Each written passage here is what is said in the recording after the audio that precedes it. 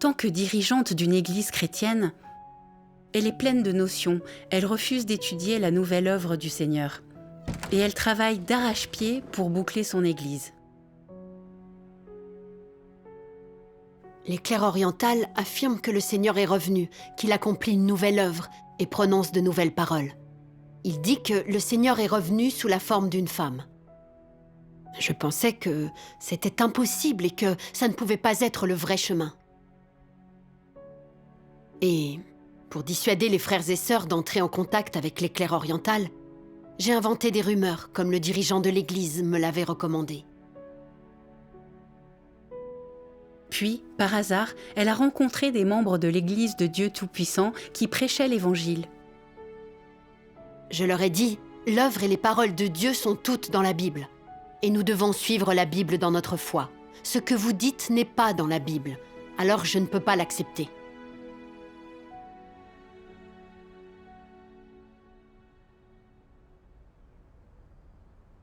Qu'ont-ils répondu quand tu as dit que toute ta foi devait avoir un fondement biblique ?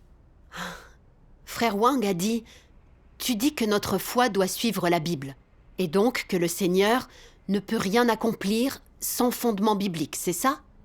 J'ai répondu avec assurance « C'est ça. » Il m'a ensuite demandé « D'après toi, Dieu est-il venu avant la Bible ou l'inverse ?» Sa remarque m'a prise de court. J'étais croyante depuis des années, mais je n'avais jamais songé à ça. J'y ai réfléchi et j'ai répondu « Dieu est venu d'abord. » Frère Wang a dit « Oui. La Bible est le récit historique de l'œuvre de Dieu. C'est un témoignage de son œuvre aux ères de la loi et de la grâce. L'Ancien Testament est le récit de l'œuvre de Dieu en Israël. Et le Nouveau Testament est le récit de l'œuvre du Seigneur Jésus à l'ère de la grâce. Alors cela signifie que l'œuvre de Dieu précède les Écritures. L'œuvre de Dieu n'était pas basée sur la Bible, mais sur son plan de gestion. Il a ensuite lu un passage des paroles de Dieu Tout-Puissant. En son temps, Jésus a conduit les Juifs et tous ceux qui le suivaient selon l'œuvre du Saint-Esprit en lui en ce temps-là. Il n'a pas établi la Bible comme base de ce qu'il faisait, mais a parlé selon son œuvre. Il n'a pas prêté attention à ce que disait la Bible, ni n'a cherché dans la Bible un chemin sur lequel mener ses disciples. Dès qu'il a commencé à œuvrer, il a parlé du chemin de la repentance, un mot qui n'est jamais mentionné dans les prophéties de l'Ancien Testament. Non seulement n'a-t-il pas agi selon la Bible, mais il a ouvert un nouveau chemin et a fait une nouvelle œuvre. Il n'a jamais fait référence à la Bible dans sa prédication. Pendant l'ère de la loi, personne n'avait jamais accompli ces miracles de guérison des malades et d'expulsion des démons. De même, son œuvre, ses enseignements et l'autorité et le pouvoir de ses paroles étaient au-delà des capacités de tout homme durant l'ère de la loi. Jésus a simplement fait sa nouvelle œuvre, et même si beaucoup de gens le condamnèrent en utilisant la Bible, utilisant l'Ancien Testament pour le crucifier même, son œuvre surpassait l'Ancien Testament. S'il n'en était pas ainsi, pourquoi les gens l'ont-ils cloué sur la croix ? N'est-ce pas parce que l'Ancien Testament ne dit rien de son enseignement, de sa capacité de guérir les malades et de chasser les démons ? Son œuvre consistait à ouvrir un nouveau chemin, non de volontairement entrer en conflit à propos de la Bible ou de volontairement mettre l'Ancien Testament de côté.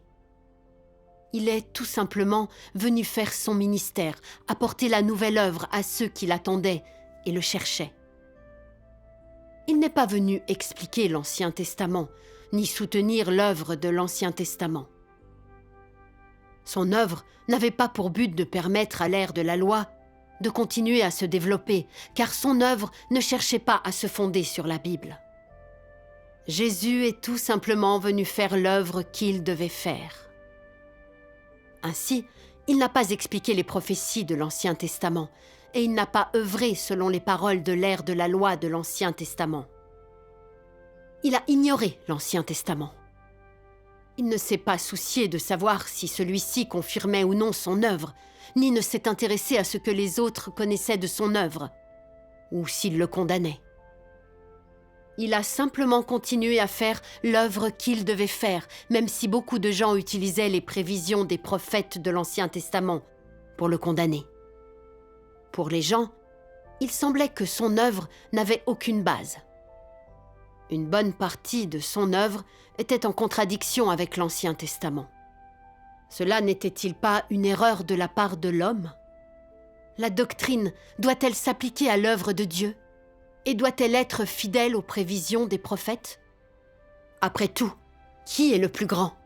Dieu ou la Bible ? Pourquoi l'œuvre de Dieu doit-elle être conforme à la Bible ? Serait-il possible que Dieu n'ait pas le droit de dépasser la Bible ? Dieu ne peut-il pas déroger à la Bible et accomplir une autre œuvre ? Pourquoi Jésus et ses disciples n'ont-ils pas observé le sabbat ?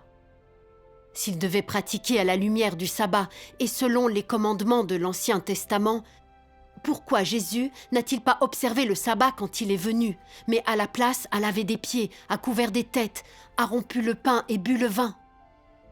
Tout cela n'est-il pas absent des commandements de l'Ancien Testament ? Si Jésus honorait l'Ancien Testament, pourquoi a-t-il défié ses doctrines ? Tu dois savoir qui est venu en premier, Dieu ou la Bible ? Étant le Seigneur du sabbat, ne pourrait-il pas être aussi le Seigneur de la Bible ? Après avoir lu ce passage, frère Wang a échangé. Quand le Seigneur Jésus est venu œuvrer, il a dépassé la loi de l'Ancien Testament pour accomplir l'œuvre de l'ère de la grâce. Il avait de nouvelles exigences et de nouvelles pratiques pour l'humanité, comme ne plus observer le sabbat et pardonner les gens 70 fois 7 fois. Les gens ont vu que ce n'était pas en accord avec l'Ancien Testament, tout à fait en dehors de leurs Écritures. Cela nous montre que l'œuvre de Dieu n'est pas contrainte par les Écritures.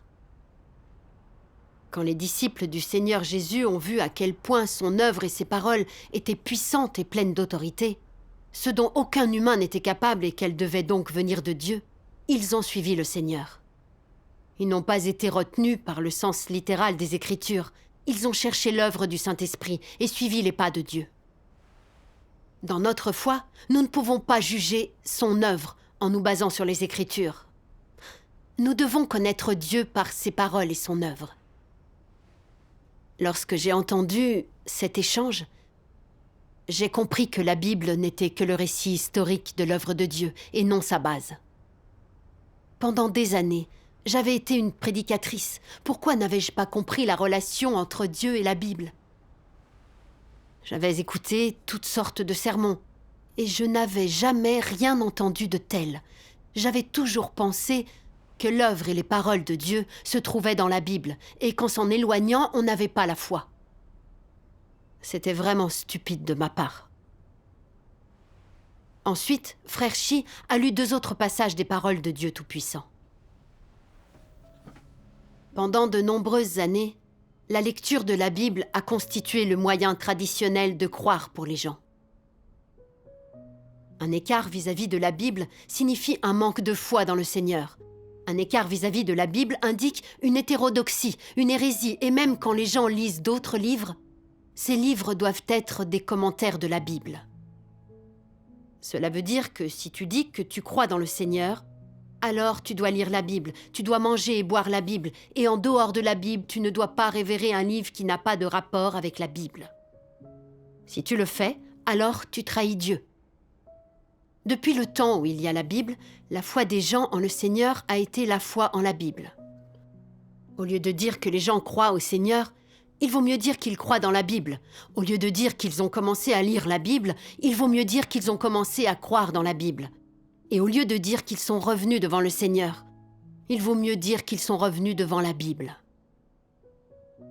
Ainsi, les gens révèrent la Bible comme si elle était Dieu, comme si elle était leur vie, et perdre la Bible serait la même chose que de perdre leur vie. Les gens révèrent la Bible autant qu'ils révèrent Dieu. Il y en a même qui la considèrent comme supérieure à Dieu. Si les gens n'ont pas l'œuvre du Saint-Esprit, s'ils ne peuvent pas sentir la présence de Dieu, ils peuvent continuer à vivre. Mais dès qu'ils perdent la Bible ou ses chapitres et passages célèbres de la Bible, c'est comme s'ils perdaient leur vie. Ils ne croient en mon existence que dans le cadre de la Bible. Pour eux, je suis identique à la Bible. Sans la Bible, je n'existe pas, et sans moi, la Bible n'existe pas. Ils ne prêtent aucune attention à mon existence, ni à mes actions, mais accordent plutôt une attention soutenue et particulière à chacune des paroles des Écritures. Beaucoup d'entre eux pensent même que je ne devrais pas faire ce que je veux faire, à moins que ce ne soit prédit dans les Écritures. Ils accordent trop d'importance aux Écritures.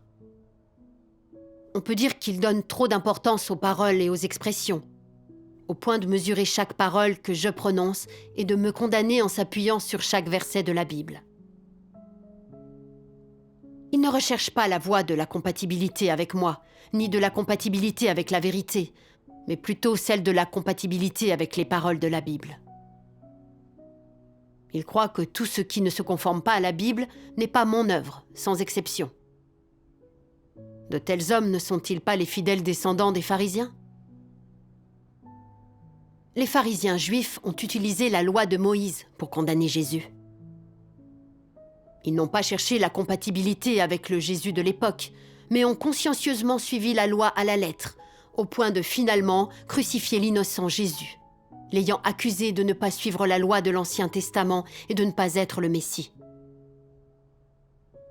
Quelle était leur essence ? N'était-ce pas qu'ils n'ont pas cherché la voie de la compatibilité avec la vérité ? Frère Chi a échangé. Beaucoup de gens jurent qu'ils croient en Dieu, alors qu'en réalité, ils croient en la Bible. Ils limitent Dieu au seul cadre de la Bible et comparent son œuvre au sens littéral des paroles de la Bible. Ils renient et condamnent tout ce qui n'entre pas dans ce cadre. Alors en quoi sont-ils différents des pharisiens ? Les pharisiens comparaient l'œuvre du Seigneur Jésus à la loi de l'Ancien Testament. Et lorsqu'ils ont vu que l'œuvre dépassait ses limites, ils ont condamné Dieu et ont fini par le faire clouer sur la croix. Quelle leçon douloureuse! Dans notre foi, nous devons chercher la vérité et les pas de Dieu. Dieu Tout-Puissant a exprimé de nombreuses vérités pour accomplir l'œuvre du jugement, nous purifier pleinement du péché et nous emmener dans son royaume. Cette étape de son œuvre est plus profonde et plus élevée que l'œuvre de rédemption du Seigneur, et elle est tout à fait en dehors du cadre de la Bible.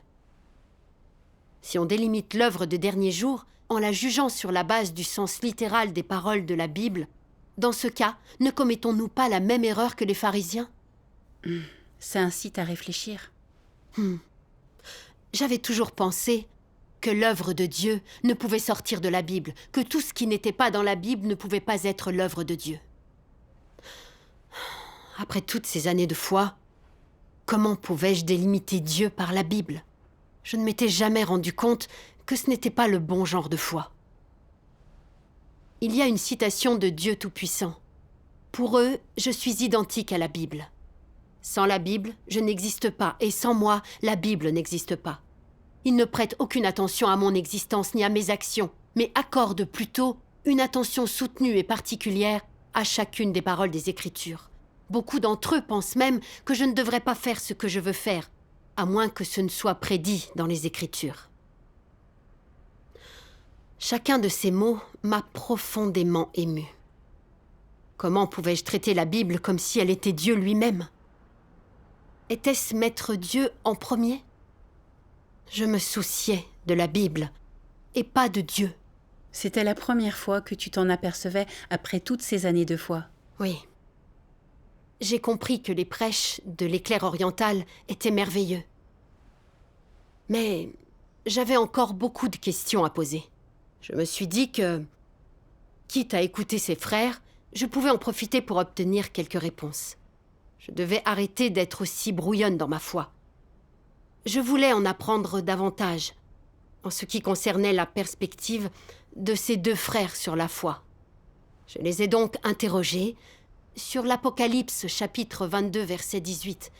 Je le déclare à quiconque entend les paroles de la prophétie de ce livre. Si quelqu'un y ajoute quelque chose, Dieu le frappera des fléaux décrits dans ce livre. Si Dieu était venu, avait prononcé de nouvelles paroles et accompli une nouvelle œuvre, Alors, comment expliquait-il ce verset? Comment l'ont-ils expliqué? Frère Wang a dit, dans ce verset, le mot « ajouter » signifie qu'il ne faut rien ajouter aux prophéties de l'Apocalypse. Pas que Dieu ne peut pas prononcer d'autres paroles dans les derniers jours. Concernant ton idée selon laquelle Dieu ne reviendra pas pour parler davantage dans les derniers jours, réfléchis à ces paroles. J'ai encore beaucoup de choses à vous dire. Mais vous ne pouvez pas les porter maintenant. Quand le Consolateur sera venu, l'Esprit de vérité, il vous conduira dans toute la vérité. Comment pourrait-elle s'accomplir? Et l'Apocalypse mentionne 7 fois que celui qui a des oreilles entende ce que l'Esprit dit aux églises. Comment cela s'expliquerait-il? Ne renies-tu pas et ne condamnes-tu pas les paroles du Saint-Esprit aux églises dans les derniers jours, les vérités qu'il exprime? Nous savons tous que Dieu est la source de la vie, la source intarissable d'eau vive de la vie. Limiter l'œuvre et les paroles de Dieu à la Bible revient à dire que Dieu ne peut dire que ce qui est consigné dans la Bible et accomplir que l'œuvre qu'il a accomplie autrefois. N'est-ce pas lui manquer de respect et le délimiter? Dieu Tout-Puissant a maintenant prononcé des millions de paroles et il accomplit l'œuvre du jugement en commençant par la maison de Dieu. Ça accomplit la prophétie du Seigneur Jésus. Celui qui me rejette et qui ne reçoit pas mes paroles a son juge. La parole que j'ai annoncée, c'est elle qui le jugera au dernier jour. Et dans Pierre 1, il est dit « Car c'est le moment où le jugement va commencer par la maison de Dieu. » Ce n'est qu'en acceptant les vérités de Dieu dans les derniers jours et le jugement de ses paroles que nous pouvons comprendre la racine de notre péché, nous libérer des chaînes de la corruption et arrêter de pécher et de lui résister. Alors nous pouvons obéir vraiment à Dieu et le vénérer, et finalement être emmenés par lui dans son royaume et gagner une belle destination. J'ai compris que le fait que le Seigneur prononce de nouvelles paroles et accomplisse une nouvelle œuvre dans les derniers jours était bien prophétisé dans la Bible. J'avais toujours imaginé que je connaissais très bien la Bible, mais j'ai vu que je ne comprenais pas son sens profond et que je ne savais pas bien l'aborder. Après ça, ces 2 frères ont encore échangé beaucoup de choses sur la bonne manière d'aborder la Bible. Ça a dissipé tous mes doutes. Mais c'était aussi très perturbant. Comment avais-je réussi à m'égarer autant après toutes ces années de foi? J'avais toujours pensé que pour prouver sa foi, il fallait avoir foi en la Bible et rien d'autre. Puisque je limitais son œuvre et ses paroles à la Bible, je plaçais la Bible au-dessus de Dieu. Je résistais à tous ceux qui revendiquaient la nouvelle œuvre et les nouvelles paroles de Dieu. Je les condamnais pour ça. Et je n'avais aucun désir de chercher. Je m'agrippais de manière rigide à mes notions et je les inculquais aux frères et sœurs, égarant ainsi les autres. Je me suis dit que tous les prêches que j'avais donnés au fil des années étaient une façon de les tromper, qu'il leur avait nui. J'ai alors compris que je n'étais qu'une prédicatrice ignorante et stupide. C'est grâce à la direction de Dieu que tu as pu te mettre de côté et te renier. J'avais côtoyé de nombreux prédicateurs avec lesquels j'avais discuté des Écritures, mais l'échange de ces 2 frères était le plus éclairant. Je suis quelqu'un de très arrogant et dur à convaincre, mais cette fois, je n'avais plus aucun doute. Je mourrais d'envie qu'ils m'expliquent tout ce qu'ils savaient pour dissiper ma confusion. Alors je leur ai dit « Je comprends tout à fait votre échange, mais j'ai encore une question importante. Vous avez dit que le Seigneur était revenu dans la chair en tant que femme. Cela, je ne peux pas l'accepter. Puisque le Seigneur Jésus était un homme, il devrait revenir en tant qu'homme. » C'était ce qui t'empêchait le plus d'accepter l'œuvre de Dieu dans les derniers jours. Oui. Qu'ont-ils répondu? Frère Wang a dit « La Bible dit « Dieu créa l'homme à son image. Il le créa à l'image de Dieu. Il créa l'homme et la femme. » Ce verset de la Bible nous montre que Dieu a créé l'homme et la femme à son image. L'incarnation de Dieu en tant qu'homme pouvait représenter Dieu. Alors celle en tant que femme ne le pourrait-elle pas?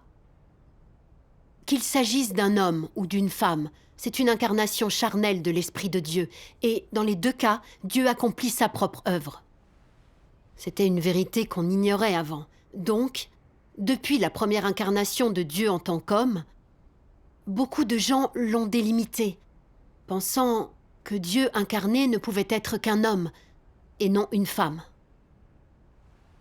Puis frère Wang a lu 2 passages des paroles de Dieu Tout-Puissant.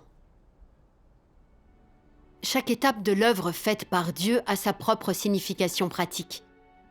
En ce temps-là, quand Jésus est venu, il est venu sous une forme masculine, et lorsque Dieu vient cette fois, sa forme est féminine. À partir de cela, tu peux voir que la création par Dieu des hommes et des femmes peut être utile dans son œuvre, et qu'avec lui, il n'y a pas de distinction de genre. Lorsque son esprit vient, il peut prendre toute chair qui lui plaît, et cette chair peut le représenter. Qu'elle soit homme ou femme, cette chair peut représenter Dieu tant qu'elle est sa chair incarnée. Si Jésus était apparu en tant que femme quand il est venu, en d'autres termes, si une petite fille et non un garçon avait été conçue du Saint-Esprit, cette étape de l'œuvre aurait tout de même été accomplie. Si tel avait été le cas, alors l'étape actuelle de l'œuvre devrait plutôt être accomplie par un homme, mais l'œuvre serait tout de même accomplie. L'œuvre réalisée à chaque étape a sa signification. Aucune étape de l'œuvre n'est répétée, ni n'entre en conflit avec l'autre. À l'époque, lorsqu'il réalisait son œuvre, Jésus était appelé le Fils unique, et Fils implique le genre masculin. Pourquoi le Fils unique n'est-il pas mentionné à cette étape actuelle? La raison en est que les exigences de l'œuvre ont nécessité un changement de genre, différent de celui de Jésus. Avec Dieu, il n'y a pas de distinction de genre. Il réalise son œuvre comme il le désire et en réalisant son œuvre, il n'est soumis à aucune restriction, mais il est particulièrement libre. Pourtant, chaque étape de l'œuvre a sa propre signification pratique. Dieu s'est fait chair 2 fois et il va de soi que son incarnation dans les derniers jours est la dernière. Il est venu pour révéler tous ses actes. À cette étape, s'il ne s'était pas fait chair pour accomplir personnellement une œuvre afin que l'homme puisse la voir, l'homme s'accrocherait pour toujours à la notion que Dieu est seulement un homme, pas une femme.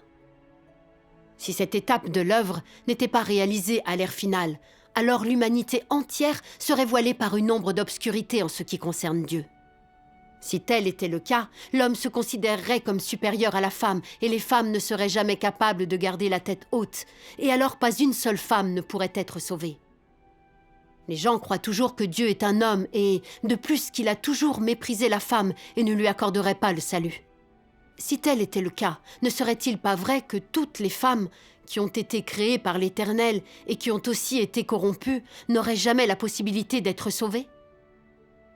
Alors, n'aurait-il pas été inutile pour l'Éternel d'avoir créé la femme, c'est-à-dire d'avoir créé Ève? Et la femme ne périrait-elle pas pour l'éternité? Pour cette raison, l'étape de l'œuvre des derniers jours est entreprise afin de sauver l'humanité entière, pas seulement la femme. Il serait vraiment idiot, celui qui penserait que Dieu sauverait seulement la femme s'il s'incarnait en femme. Il a ensuite dit « Le fait que Dieu s'incarne en homme ou en femme a une signification.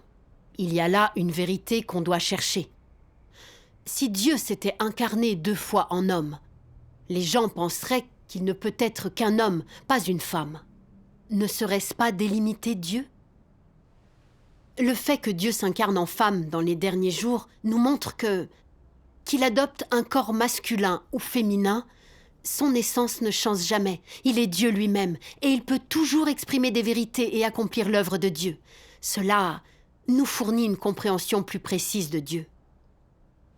De plus, l'incarnation de Dieu nous aide à voir qu'il n'est pas Dieu que pour les hommes, mais également pour les femmes.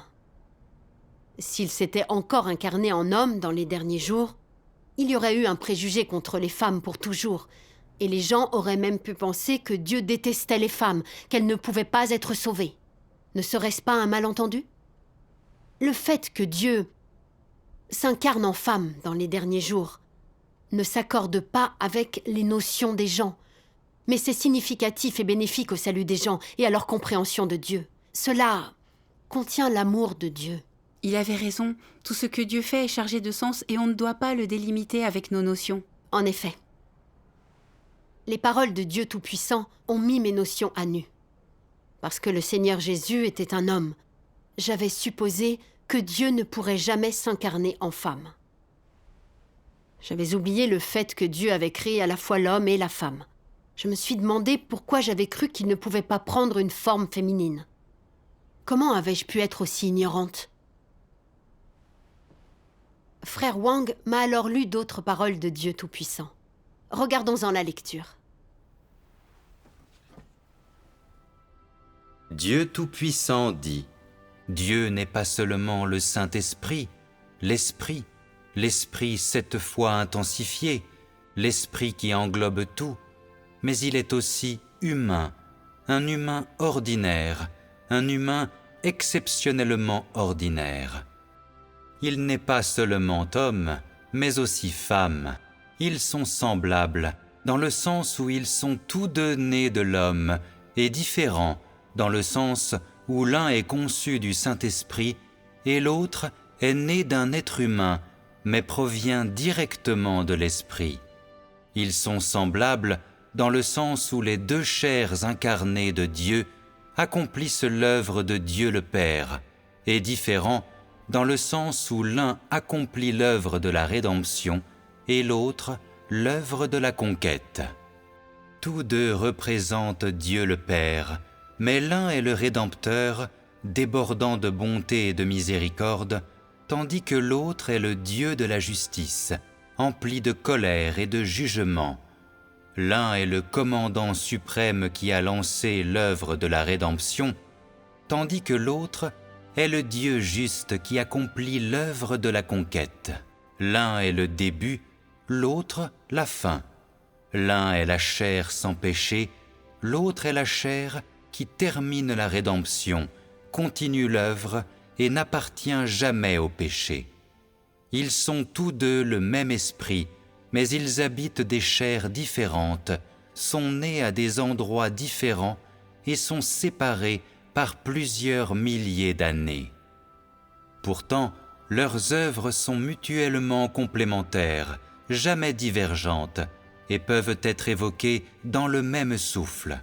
Ils sont tous deux des personnes, mais l'un était un petit garçon et l'autre était une petite fille. Pendant ces nombreuses années, les gens n'ont pas seulement vu l'esprit ou un humain, un homme, mais aussi beaucoup de choses qui ne cadrent pas avec les notions humaines. Les humains ne sont donc jamais en mesure de me comprendre entièrement. Ils continuent de croire en moi à moitié, de douter de moi à moitié, comme si j'existais bel et bien tout en étant un rêve irréel. C'est pourquoi, à ce jour, ils ne savent toujours pas ce que Dieu est. Peux-tu vraiment me résumer en une simple phrase ? Oses-tu vraiment dire que Jésus n'est nul autre que Dieu et que Dieu n'est nul autre que Jésus ? As-tu réellement l'audace de dire que Dieu n'est nul autre que l'Esprit et que l'Esprit n'est nul autre que Dieu ? Peux-tu dire sans hésitation que Dieu est juste une personne vêtue de chair ? As-tu vraiment le courage d'affirmer que l'image de Jésus est simplement la grande image de Dieu ?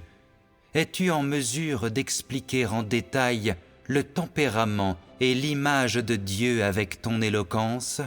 Oses-tu réellement dire que Dieu créa l'homme seulement, pas la femme, à sa propre image ?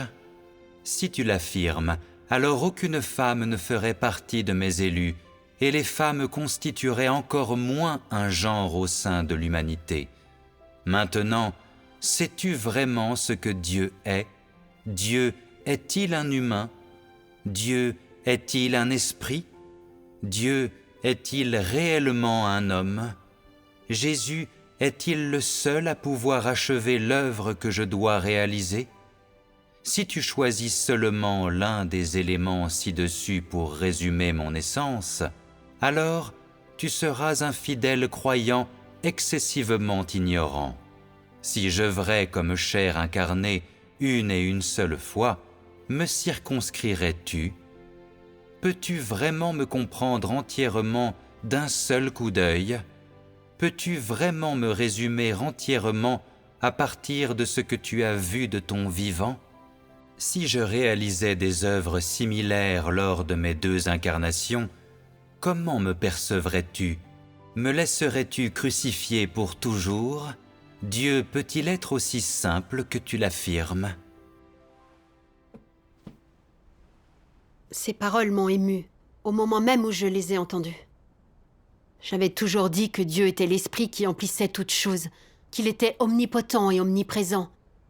Comment avais-je pu le délimiter? Comme s'il s'était incarné en homme la première fois, il était normal qu'il vienne en tant que femme cette fois-ci.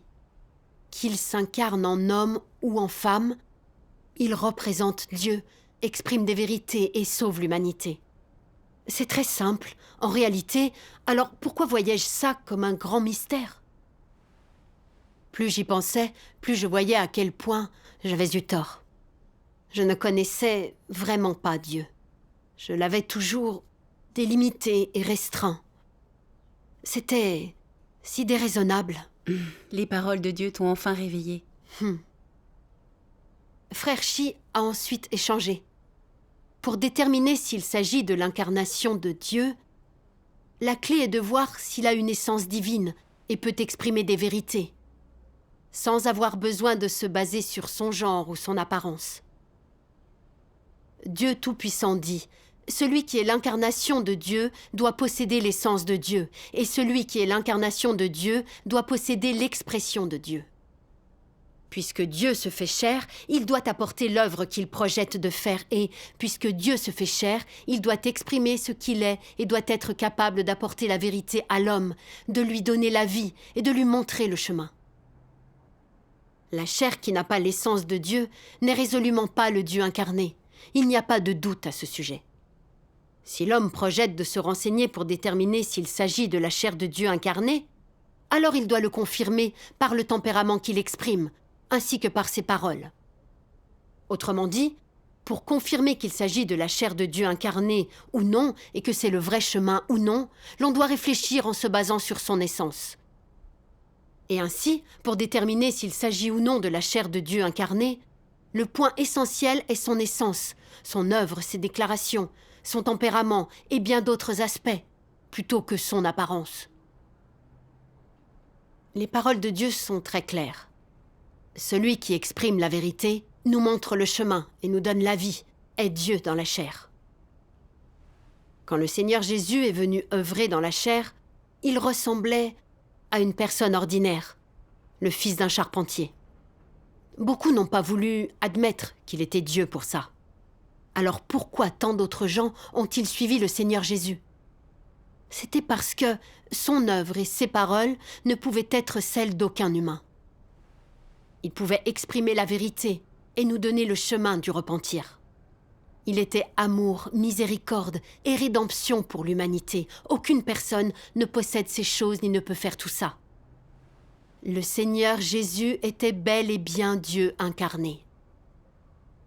À présent, Dieu Tout-Puissant est venu. En apparence, il ressemble à une personne ordinaire. Mais il a exprimé de nombreuses vérités et il accomplit l'œuvre du jugement des derniers jours. Il a déjà conquis et formé un groupe de vainqueurs. Dieu Tout-Puissant a accompli une œuvre immense et ébranlé le monde entier, révélant le tempérament juste de Dieu aux hommes et nous apportant le chemin de la vie éternelle.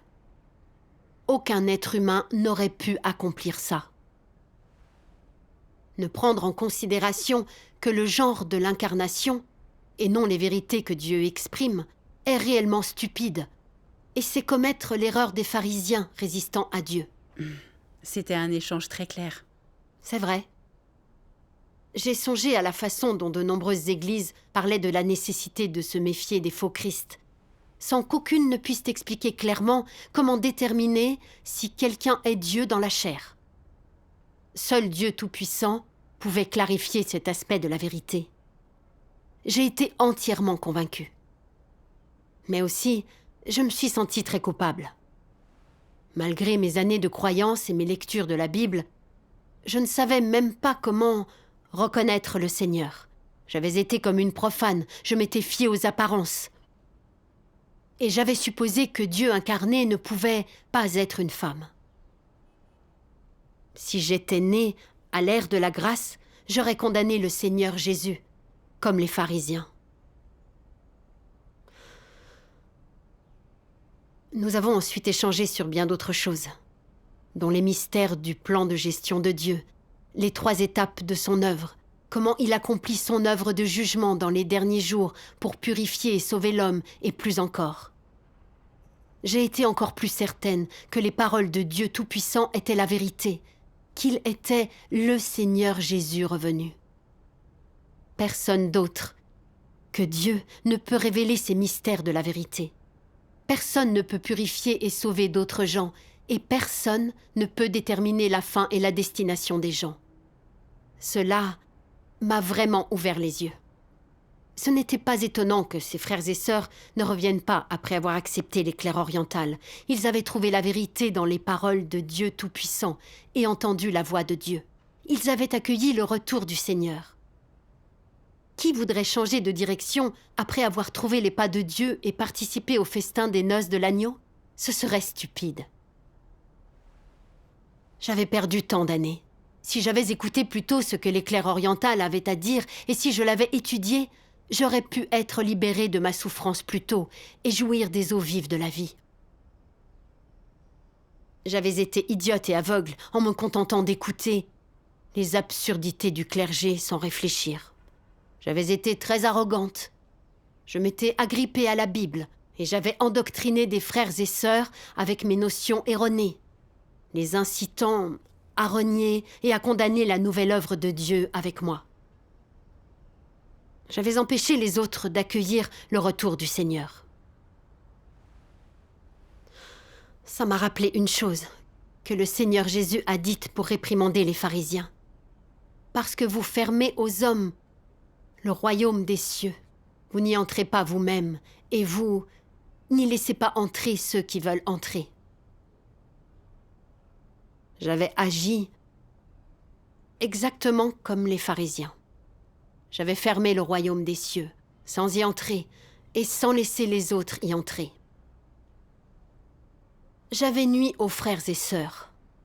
C'était extrêmement malveillant.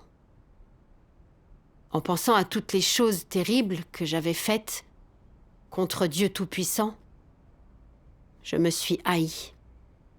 Je me suis précipitée dans la cuisine et j'ai fondu en larmes. Après ça, j'ai lu un autre passage des paroles de Dieu Tout-Puissant. Puisque tu crois en Dieu, tu dois mettre ta foi en toutes les paroles, ainsi qu'en toute l'œuvre de Dieu. Autrement dit, puisque tu crois en Dieu, tu dois lui obéir. Si tu es incapable de le faire, alors il importe peu que tu crois en Dieu ou non. Si tu as cru en Dieu pendant de nombreuses années, mais que tu ne lui as jamais obéi ou que tu n'acceptes pas toutes ses paroles et au contraire tu demandes à Dieu de se soumettre à toi et d'agir conformément à tes notions, alors tu es le plus rebelle de tous et tu es un incroyant. Comment de tels gens pourraient-ils obéir à l'œuvre et à la parole de Dieu qui ne sont pas conformes aux notions de l'homme? Les plus rebelles sont ceux qui défient Dieu et lui résistent intentionnellement. Ils sont les ennemis de Dieu, les antéchrists. Ils ont toujours une attitude hostile envers la nouvelle œuvre de Dieu. Ils n'ont jamais la moindre inclination à se soumettre, ni ne se sont jamais soumis volontiers ou abaissés eux-mêmes. Ils s'exaltent eux-mêmes devant les autres et ne se soumettent jamais à personne. Devant Dieu, ils se considèrent comme les meilleurs en prédication de la parole et les plus habiles à travailler sur les autres. Ils ne se débarrassent jamais des trésors en leur possession, mais les considèrent comme des biens de famille qui doivent être adorés, prêchés aux autres et utilisés pour enseigner à ces imbéciles qui l'idolâtrent. Il existe en effet un certain nombre de tels gens dans l'Église. On peut dire qu'ils sont des héros indomptables qui séjournent dans la maison de Dieu de génération en génération. Ils pensent que prêcher la parole est leur plus grand devoir. D'année en année et de génération en génération, ils s'occupent d'imposer vigoureusement leurs devoirs sacrés et inviolables. Personne n'ose les toucher. Personne n'ose les réprimander ouvertement. Ils deviennent des rois dans la maison de Dieu, déchaînés et agissant tyranniquement d'âge en âge. Cette bande de démons cherche à se donner la main et à détruire mon œuvre. Comment puis-je permettre à ces démons vivants d'exister sous mes yeux ? Même ceux qui n'ont qu'une demi-obéissance ne peuvent tenir jusqu'au bout, encore moins ces tyrans qui n'ont absolument aucune obéissance dans leur cœur. Ces paroles sévères de Dieu m'ont fait l'effet d'un coup de poignard dans le cœur. J'ai eu l'impression que chaque mot me jugeait. Pendant toutes ces années, j'avais cru que personne n'avait plus de foi que moi dans l'Église, que j'étais la croyante la plus pieuse. J'avais considéré mes sacrifices comme un capital personnel, comme si j'avais l'autorité d'un roi. J'avais eu le dernier mot sur tout, les petites choses comme les grandes. Mes frères et sœurs croyaient en Dieu et lisaient la Bible. Et pour autant, c'était moi qu'ils écoutaient. J'étais très rigide dans mes notions sur l'accueil du Seigneur. Et j'intimidais les frères et sœurs pour les empêcher de chercher. J'avais complètement bouclé l'Église. Les frères et sœurs craignaient de recevoir des membres de l'Éclair oriental et n'osaient pas les écouter. Certains avaient aimé ce qu'ils disaient, mais n'osaient pas les laisser finir, de peur que je les expulse. J'ai compris que j'avais été une mauvaise servante qui empêchait les gens d'accueillir le Seigneur. J'avais été une pharisienne des temps modernes. J'avais offensé le tempérament de Dieu et il m'avait disciplinée par ma maladie. Pour autant, je m'étais obstinée. J'avais continué à m'agripper à mes notions comme si elles étaient la vérité. Au lieu d'étudier l'œuvre de Dieu Tout-Puissant des derniers jours. Que c'était arrogant de ma part. J'avais forcé tout le monde dans l'Église à m'écouter et à traiter mes idées comme la vérité. J'avais essayé de prendre la place de Dieu. N'était-ce pas être comme un antéchrist, comme l'archange ? Après avoir été croyante pendant toutes ces années, je ne connaissais toujours pas Dieu et je luttais contre lui. Je ne méritais vraiment pas la miséricorde et le salut de Dieu. Quand j'en ai pris conscience, j'ai débordé de gratitude et je me suis sentie très redevable envers Dieu. Je me suis prosternée devant Dieu en larmes et j'ai prié. Ô Dieu Tout-Puissant, mes actions méritaient vraiment ta condamnation et ta damnation. Je ne mérite pas de vivre. Tu m'as sauvée et accordé la grâce d'entendre ta voix. Ô Dieu, j'ai fait beaucoup de mal et je ne mérite pas de demander ta miséricorde. Je te demande juste de m'accorder la chance d'expier mes péchés, de réparer mes transgressions.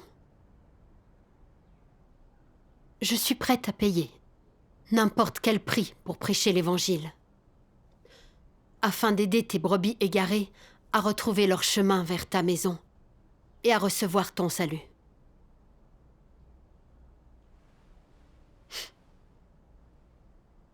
Pendant quelque temps, j'ai dévoré les paroles de Dieu Tout-Puissant comme une affamée, et j'ai appris de nombreuses vérités dont je ne me doutais pas, comme ce qu'est l'incarnation, ce qu'est la foi en Dieu, et ce que signifie le servir vraiment, mais aussi des choses sur le changement de tempérament, sur comment vraiment aimer, satisfaire Dieu, et plus encore.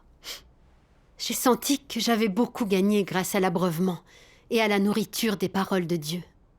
Je participais vraiment au festin des noces de l'agneau. Je suis devenue certaine que c'était l'apparition et l'œuvre de Dieu, la route qu'il nous montrait personnellement. Et mon problème de santé a disparu sans laisser de traces. En travaillant, main dans la main avec des frères et sœurs, j'ai aidé 9 de nos principaux collaborateurs et plus de 30 dirigeants d'équipe à venir devant Dieu. Puis j'ai commencé à prêcher l'Évangile et à faire mon devoir pour que d'autres vrais croyants puissent gagner le salut de Dieu des derniers jours plus tôt. Dieu Tout-Puissant soit loué. Dieu soit loué.